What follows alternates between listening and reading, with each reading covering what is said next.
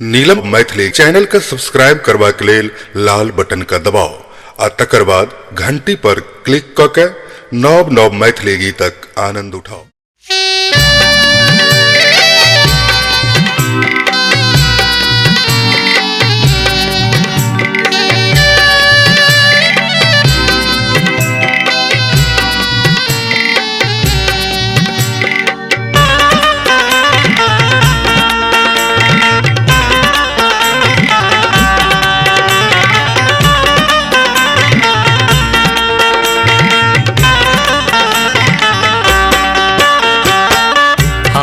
दर्शन आय करायब अपन मिथिला नगरी सो मकान अहिबा तक पातिल अहुन पागो पगरी सो।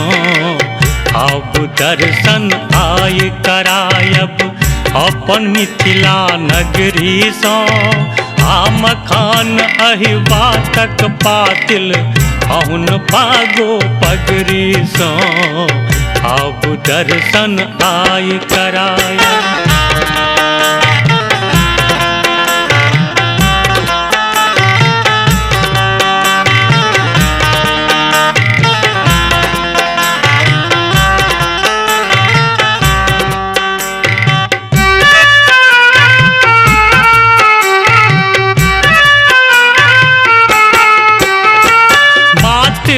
क्लब कुश केर ऐठा यह अयाचिक ओ बारी।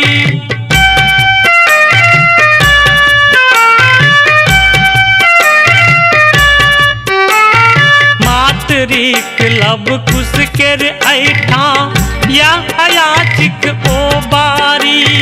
पाथर बनल मनुख जाहिठा माटिक तर उखर नारी। संस्कृत बाजय जे पनि भरनी, संस्कृत बाजय जे पनि भरनी। डाँर भरल जल गगरी सो, डाँर भरल जल गगरी सो।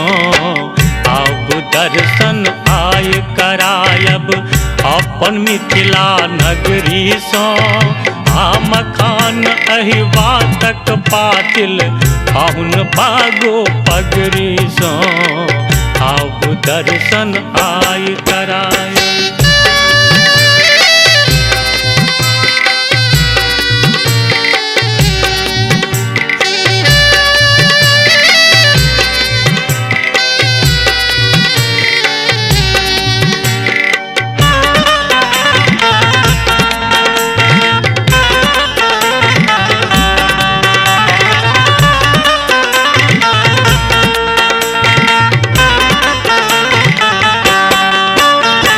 निर्मल जल आ कमल कली सो भरल पुरल पोखर ऐठा।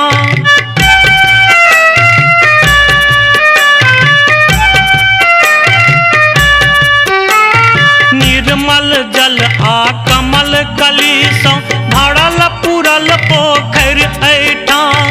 जात परक लगनी सुनि हर्षित कला निपुण नागर ऐठा। कान भारत सुन शिवक नचारी, कान भारत सुन शिवक नचारी।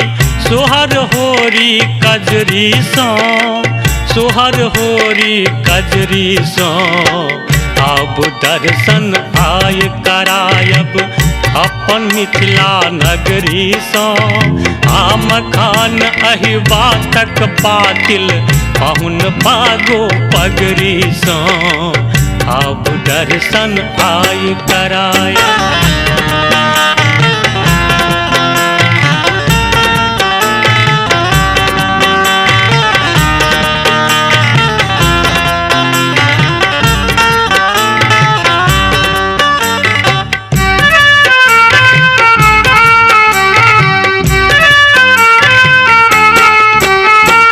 जोट जटिनक नाच अनुपम कन्या कान सूरे सो।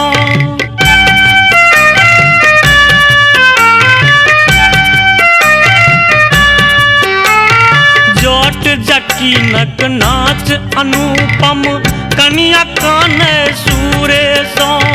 चिल्का कान सुन कांछ दाबे गुरे सो घर घर पूजा पीर गोसाउनिक घर घर पूजा पीर गोसाउनिक एक ठूठक अजरी सो एक ठूठक अजरी सो अब दर्शन आय करायब अपन मिथिला नगरी सो आ मकान अहिबातक पातिल पाहुन भागो पगरी सो अब दर्शन आय करायब अपन मिथिला नगरी सो आ मकान अहिबातक पातिल पाहुन भागो पगरी सो अब दर्शन आय करायब अपन मिथिला नगरी सो आ मकान अहिबातक